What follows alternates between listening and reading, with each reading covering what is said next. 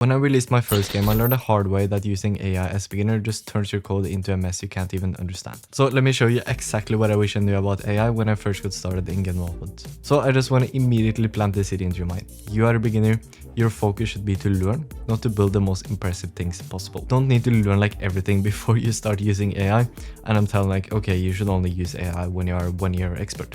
Like, no, that's not the case. You only need to learn the foundations so that you can actually be critical and use AI efficiently later. But if you're watching this video, I assume that you are a beginner and you haven't released your first game yet, and you don't have like the foundational knowledge, like the 20% most important things in game development, which is the most important 20% and the 20% of things that you actually need to use AI efficiently without just like letting the AI make the projects for you. You actually need to be like the director here, and to be the director and like efficiently prompt the AI and be critical of the AI, like fix these small things, you need to learn at least the 20% most essential things. So imagine this, right? You're in first grade, you are learning math, and the teacher just gave everyone a calculator. Every single class. Do you think that your class would learn math efficiently or like grow into become like good at math? When they had the calculator very early on and they got like unrestricted use of the calculator.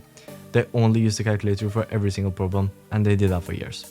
Do you think that they would learn math, or do you think that they would just become lazy and they would need like the calculator for even the simplest addition? The thing is, if you give a first grader a calculator, they're not going to learn the foundations to actually use the calculator for more advanced problems in the future. They're going to use the calculator for simple problems, for like addition, subtraction, and that's not only going to waste time because they could even quicker do it without it and then just doing it in their head, but it's also going to be worse. They don't know the foundations, so they don't even know the order of operations. They don't even know like the process of solving a problem. They just know what to type in the calculator, and that turns everything into a complete mess. There is a reason why you didn't get the calculator before like high school or something, like 7 years in school before you could use the calculator like regularly. There's a reason for that, and it's because you need to learn the foundations first. And that applies to game development. You need to learn the foundations before you can use AI. So before you can understand why using AI doesn't work for learning, you first need to understand like the core of how learning in game development actually works. So let me tell you this. To learn something, we need two things. We need effort, and then we need feedback, right? When we use AI, or this applies to tutorials, whatever it might be, a guide where you just copy code, when we do these things, we don't spend effort, and we also don't get any feedback. And when I say feedback, I don't mean just the success, I mean the failures too. You need to understand what doesn't work and also what works. I'm telling you, if you only get the success, which it does from like watching a tutorial or using AI, for example, in this case, you're not going to learn what doesn't work. And what doesn't work, like learning that, it's going to be essential for you to actually remember how to code. So when you're just using AI to get the results, and you can try to remember the things, sure, but because you don't spend any effort and you also don't get any feedback of the failures, your brain is not going to remember it. It's just going to say like, okay, we've done this, okay, I'm not going to remember this. It's not that complicated, like it's just a simple useless thing. Because it was so easy for your brain, the brain doesn't have any incentive to store it and be able to like actually understand the thing. Because you never did the thing that was required to understand the thing in the first place. You just did the easiest thing possible, and you think you can just remember text. You can just remember a few lines of text, and then you can use the lines of text in like real world projects. That's not how it works. You can't just remember code. You can't just recognize code. You need to actually understand code. And understanding code, that comes from actually spending effort to do the thing.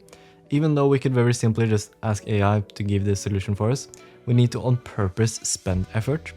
And when we spend effort, like naturally we're going to get feedback from it, because when we spend effort, we need to like experiment and do these more complex things and then just instantly like search for the solution, right? So that's what you need. When you use AI tutorials, you don't get any feedback.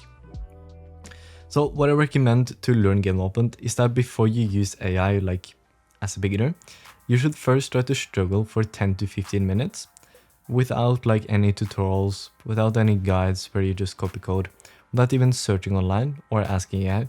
I just wanted to struggle like you had no internet, right?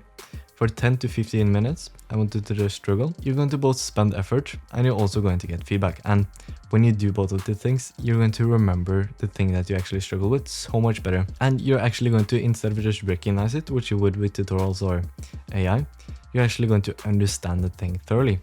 And that's going to build your foundational knowledge. So when you have a lot of these things that you actually understand, not just recognize, you actually understand them, you can use them to prompt AI, you can use them to be critical of the code that AI gives you. You can use it to like actually use AI efficiently. And that only comes from struggling. That's what no one else on YouTube teaches you. Okay, close down YouTube and go struggle. But that's what I'm going to teach you, because that's just how learning works. You can do so much research. This is what I've done to like figure out what works, because I was stuck just like you. I didn't know what works, how to learn, like so on and so on.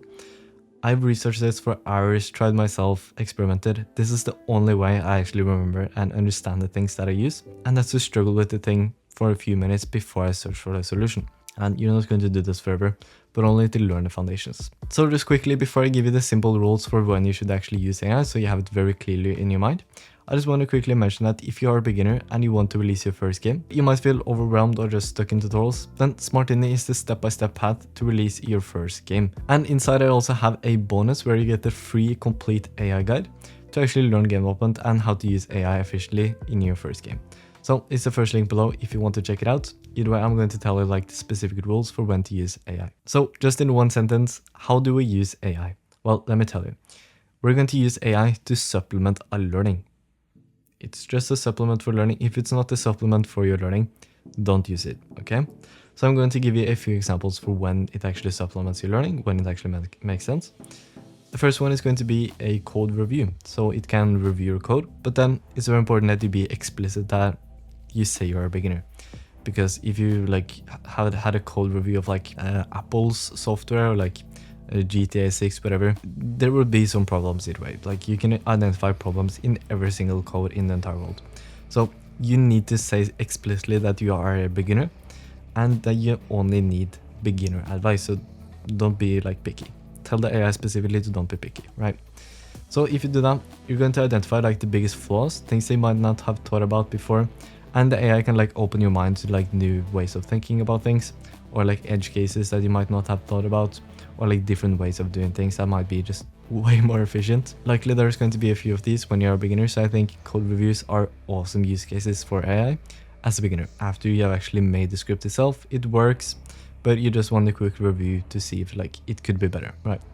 That's a code review. Don't just do 1,000 code reviews in a day. The next use case for AI is going to be quick questions. So just very simply, is X or Y more expandable? Is X or Y like the right naming conversion? Is X or Y better, right? What does this specific line of code do? Like, what does the question mark do? Like, just very simple questions like that, very quick.